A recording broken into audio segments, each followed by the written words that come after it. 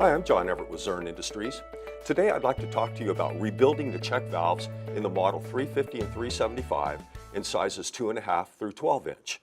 Now, the reason I wanted to do this video is I have customers call me and they'll say, John, I've got to the point where my backflow preventer needs a rebuild, but I don't want to put a bunch of money and time into check assemblies that are not going to work if I put them back in.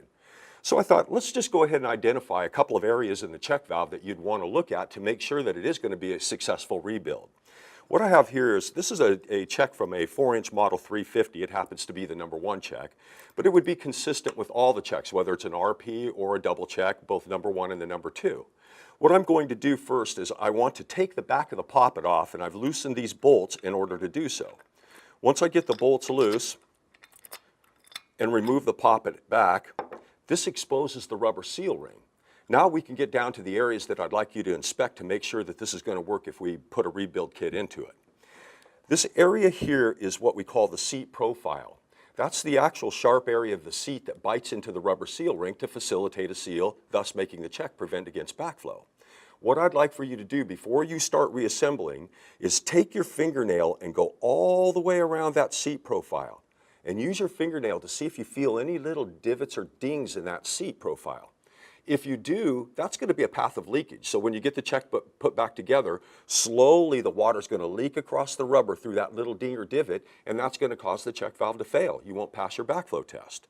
So in the event that you feel any little light dings or divots, there's nothing wrong with taking a little bit of fine sandpaper or emery cloth and get in there and try to sharpen that little spot up. In other words, you're just trying to knock that little ding off so it'll be a nice, smooth, sharp surface to bite into the rubber.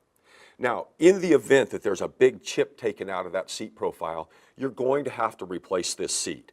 This is referred to in our nomenclature as a dash 180. So you would not have to buy the whole poppet assembly. You can buy the dash 180, which is the seat assembly, and then use the original poppet back in your new rubber. So again, just to reiterate, feel that seat profile with your fingernail, and if you feel any dings or divots, try to take some fine emery paper and just sharpen that up a little bit. You can get it between your index finger and thumb and try to smooth that out and make it sharp.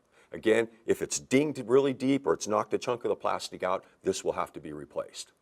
Also, on the other side, this is where our spring loading occurs. There's 2 torsion springs buried inside this check assembly connected to these moment arms.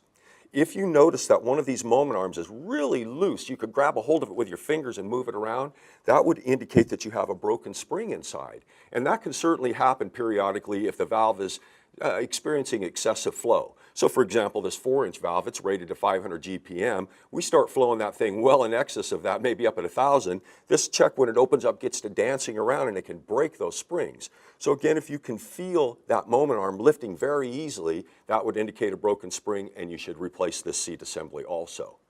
Other than that, there's really nothing else that can go wrong on there. All you're doing when you rebuild it is replacing the rubber seal ring, as I indicated, and you're also going to replace this diametrical O-ring on the outside.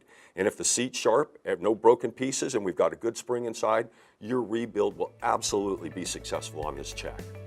Now, if you get to going on this and you're looking at it and something's puzzling to you, do not hesitate to call us at Zurn Industries, and we'll be happy to walk you through it, through the rebuilding process, give you advice and tips, anything that you may need to be successful in your rebuilding of that product.